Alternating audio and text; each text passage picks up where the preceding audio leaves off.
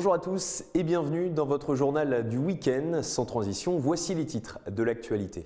La Chine s'engage à fournir 3 millions de doses de vaccins et 30 millions de dollars d'aide à l'Afghanistan. Une promesse faite par Wang Yi, le ministre chinois des Affaires étrangères, à l'occasion d'une réunion diplomatique, félicitant au passage l'attitude récente des talibans. La lutte contre le gaspillage alimentaire s'intensifie en Chine. Une conférence internationale de 3 jours sur le sujet a démarré le 9 septembre à Jinan. Les ministres de l'Agriculture italiens, américains et français seront notamment présents. Le Bureau de l'information du Conseil des affaires d'État a publié jeudi un plan pour améliorer le système de sécurité sociale de la Chine. Les régimes de retraite et le soutien financier aux habitants ruraux sont au cœur de ce projet. La construction d'aéroports s'accélère dans la région de la Grande Baie. L'aéroport de Hong Kong a marqué mardi l'achèvement d'une troisième piste de 3,9 km qui devrait entrer en service en 2022. Et puis nous terminerons ce journal sur la Grande Muraille de Chine. La ville de Pékin a dévoilé 10 nouveaux itinéraires touristiques pour ce site du patrimoine mondial de l'UNESCO. Une décision qui devrait permettre aux touristes d'en apprendre davantage sur la culture de ce monument emblématique.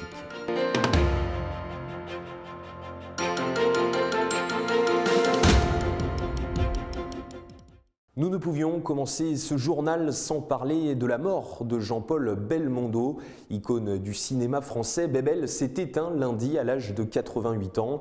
L'acteur laisse derrière lui une filmographie légendaire. Une cérémonie d'hommage en sa mémoire s'est déroulée jeudi à l'Hôtel des Invalides. De nombreuses personnalités étaient présentes, dont le président Emmanuel Macron. Retour en Chine maintenant avec une promesse pour le moins surprenante faite cette semaine par Wang Yi.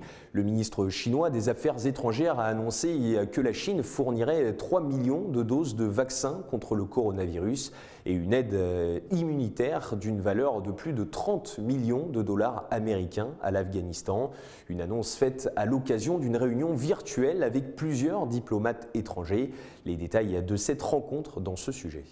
3 millions de doses de vaccins contre le Covid-19 et une aide humanitaire d'une valeur de plus de 30 millions de dollars, c'est ce qu'a promis la Chine cette semaine à l'Afghanistan par l'intermédiaire de Wang Yi. Le ministre chinois des Affaires étrangères a fait cette annonce lors d'une réunion virtuelle avec des diplomates de 5 autres pays voisins de l'Afghanistan. Il a également exhorté le gouvernement afghan par intérim à tenir ses promesses afin d'obtenir une reconnaissance internationale. Alors que les ministres des Affaires étrangères de l'Iran, du Pakistan, du Tadjikistan, de l'Ouzbékistan et du Turkménistan étaient présents, le ministre chinois des Affaires étrangères a appelé les voisins de l'Afghanistan à renforcer leur coopération pour aider à la reconstruction du pays déchiré par la guerre. Il a également appelé le gouvernement afghan intérimaire à travailler avec les autres pays de la région pour lutter contre le terrorisme ainsi que contre la production et le trafic de drogue. Le gaspillage alimentaire est toujours au cœur des préoccupations de la Chine. Jeudi s'est ouvert une conférence internationale pour sensibiliser le public à ce sujet. Selon les données de l'ONU, 155 millions de personnes dans le monde vivent dans l'insécurité alimentaire. Alors, quelles solutions sont proposées dans cette conférence? La réponse dans ce reportage. Lutter contre le gaspillage agricole, voilà le but de la conférence internationale de Jinan. Démarré le 9 septembre, cet événement durera 3 jours avec l'objectif de sensibiliser le public à ce fléau. Selon un rapport de 2019 de l'Organisation des Nations Unies pour l'alimentation et l'agriculture, au niveau mondial, les pertes alimentaires représentent 14% de la production. Si le gaspillage était réduit d'un point de pourcentage, 28 millions de tonnes de nourriture seraient ainsi économisées chaque année. Cette question a été soulignée dans le document central numéro 1, le premier document publié chaque année par le comité central du Parti communiste chinois. La production céréalière de la Chine a atteint 669 millions de tonnes l'année dernière. Un chiffre colossal alors que la politique de lutte contre le gaspillage se renforce dans le pays. La lutte contre le gaspillage alimentaire n'est pas la seule ambition du gouvernement chinois. En effet, un plan d'action de la Chine pour les droits de l'homme a été publié jeudi par le Bureau de l'information du Conseil des affaires d'État. L'objectif est notamment d'accélérer les efforts pour développer un système de sécurité sociale durable. La Chine a décidé d'accélérer ses efforts pour développer un système de sécurité sociale couvrant l'ensemble de la population urbaine et rurale. Intitulé « Plan d'action de la Chine pour les droits de l'homme », le document a été publié jeudi par le Bureau de l'information du Conseil des affaires d'État. Pour les habitants ruraux et les habitants urbains non actifs en difficulté financière, le gouvernement couvrira une partie ou la totalité de leurs cotisations au régime de retraite de base. D'autres mesures visent à améliorer les systèmes et les mécanismes des taux de retraite de base pour les salariés urbains. En vue d'améliorer le système d'aide sociale, le plan souligne que l'État attribuera des fonds de secours spéciaux pour les soins de santé, l'éducation, le logement et l'emploi aux personnes en difficulté financière.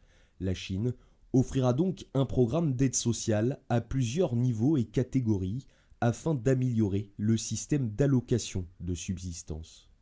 Lundi à Shanghai, une directive pour protéger les jeunes internautes a été déployée. Celle-ci demande l'interdiction aux mineurs de donner des pourboires aux hébergeurs de plateformes sociales en ligne. Les moins de 16 ans, eux, ne pourront plus diffuser de vidéos en direct. Pour protéger les jeunes internautes, une nouvelle directive a été déployée lundi à Shanghai. Désormais, il sera interdit aux mineurs de donner des pourboires aux hébergeurs de plateformes sociales en ligne et les moins de 16 ans ne pourront plus diffuser en direct. Il s'agit de la première directive de ce type à être introduite dans le pays afin de renforcer la protection des jeunes dans le cyberespace et à prévenir de la dépendance à Internet. Le bureau de Shanghai de l'administration du cyberespace de Chine a déclaré qu'il irait dans les écoles ce mois-ci pour populariser ces connaissances. La loi, récemment révisée sur la protection des mineurs, est entrée en vigueur le 1er juin et de nouvelles dispositions ont été ajoutées pour la protection d'Internet. Par exemple, les mineurs qui utilisent la plateforme de vidéos courtes Douyin ne peuvent plus passer plus de 40 minutes à visionner des vidéos chaque jour. Selon un sondage réalisé par le Centre d'enquête sociale du China Youth Daily l'année dernière, plus de 92% des parents reconnaissent que leurs enfants sont largement dépendants dans le visionnage de courtes vidéos. Stimulée par l'orientation stratégique de la Chine portée sur la région, la construction d'installations aéroportuaires dans la région de la Grande Baie Guangdong, Hong Kong, Macao s'est accélérée. En effet, l'aéroport de Hong Kong a marqué mardi l'achèvement d'une troisième piste de 3,9 km qui devrait entrer en service en 2022. Dans la région de la Grande Baie Guangdong, Hong Kong, Macao, la construction d'installations aéroportuaires s'est accélérée. En effet, l'aéroport de Hong Kong a marqué mardi l'achèvement d'une troisième piste de 3,9 km qui devrait entrer en service en 2022.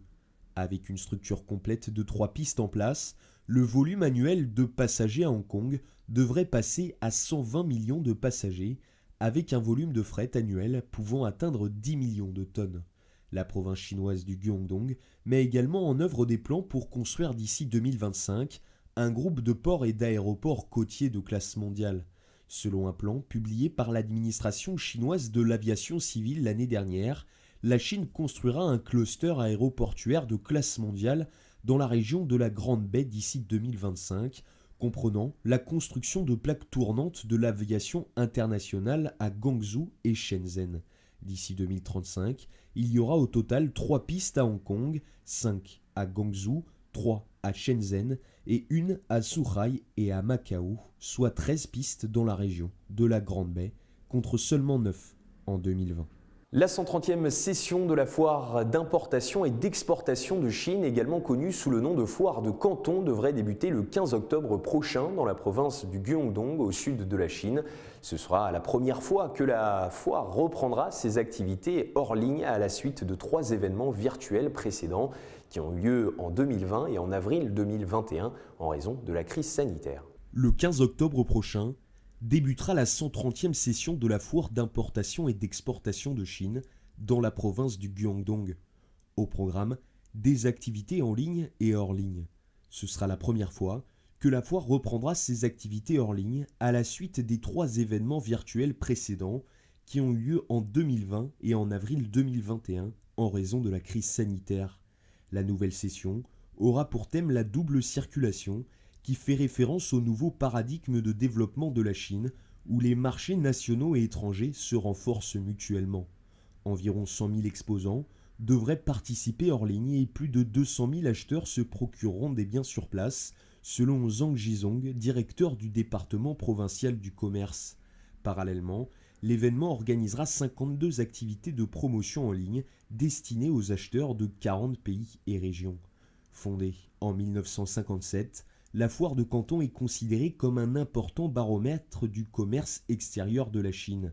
La 129e session avait attiré l'an dernier 26 000 entreprises, présentant plus de 2,76 millions de produits. Beijing a dévoilé 10 nouveaux itinéraires touristiques sur le thème de la Grande Muraille. Selon l'administration municipale du patrimoine culturel, ils permettront aux touristes d'en apprendre davantage sur la culture de ce monument emblématique de la capitale chinoise. Cette semaine, Pékin a dévoilé 10 nouveaux itinéraires touristiques sur le thème de la Grande Muraille. Ces derniers devraient permettre aux gens d'en apprendre davantage sur la culture de ce monument emblématique de la capitale chinoise. Les nouvelles routes couvrent au total 9 villages et 27 sites touristiques dans le parc culturel national de la Grande Muraille, reliant les principales sections du monument à Pékin. Selon l'administration, mettant en valeur le patrimoine culturel, l'histoire de la Révolution et les environnements écologiques luxuriants, ces itinéraires donneront un aperçu de la culture de la Grande Muraille. Le dévoilement des nouvelles routes s'inscrit dans le cadre du Festival culturel de la Grande Muraille de Pékin. D'une longueur totale de plus de 20 000 km, la Grande Muraille est un site du patrimoine mondial de l'UNESCO et se compose de nombreuses portions de murs interconnectés. Pékin compte un total de 520 km de tronçons de la Grande Muraille sur son territoire, dont celui de Badaling, qui est le plus visité. Et c'est la fin de notre journal. Merci à tous de nous avoir suivis.